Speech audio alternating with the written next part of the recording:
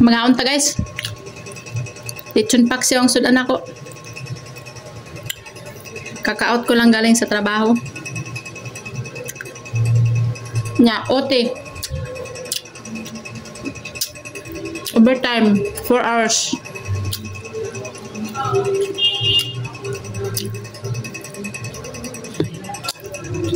Four hours overtime.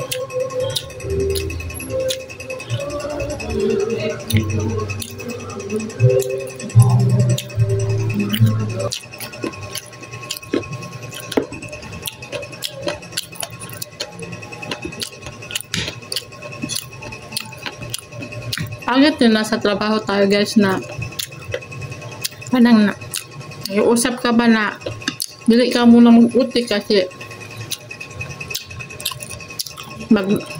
maglalaba.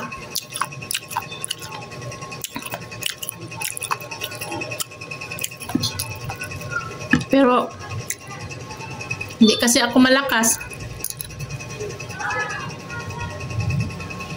Third choice ang nagbunutan kami ng ute kung sino yung first choice, second choice.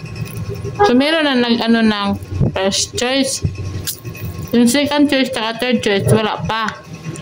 Kaya nagbunutan kami. So ang nabunutan ko ay third choice. Yung nakabunot ng second choice, parang nalungkot yung bisor namin na yung alaga niya nakabunot ng ute. Ngayon, ako yung pinapa-ote. Ay, bawal daw yung alaga niya na mag-ote kay may therapy daw. Dapat nung doon pa lang sa nagbunutan pa lang, nagsabi na sana na hindi pwede mag-ote kay may therapy. Ano yun? Araw-araw may therapy? Araw-araw pupunta sa check up? Ako yung pinipilit mag-uti.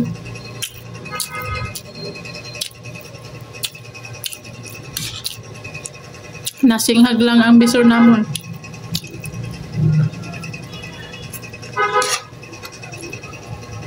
Sabi pa sa akin, wala ka na magagawa.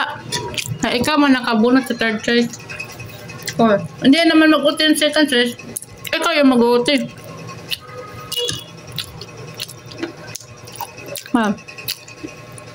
Hanggang alas 6 ka lang. Matutuyo pa ba alas 6 ng gabi? Nga madaling araw mo suotin ang uniform niya, magplansya pa. Bugo eh. Buti na hindi ote si Princess. Sinat ko siya na maglaba siya. Ayo. May bago kasi kaming uniform. Ngayon, hindi ko kasi alam na susuotin na pala yun. Nireport ako. Pero naman, ba't kailangan pang i-report? Kasi hindi daw ko sumunod. Ano hindi sumunod? Hindi ko nga alam na susuotin eh.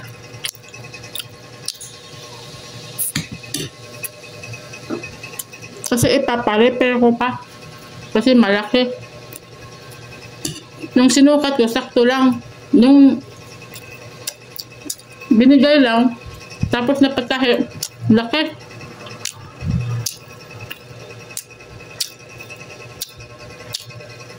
Nakakawalang gana magtrabaho, mayroon favoritism ay.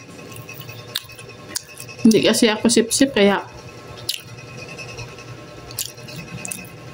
hindi ako malakas.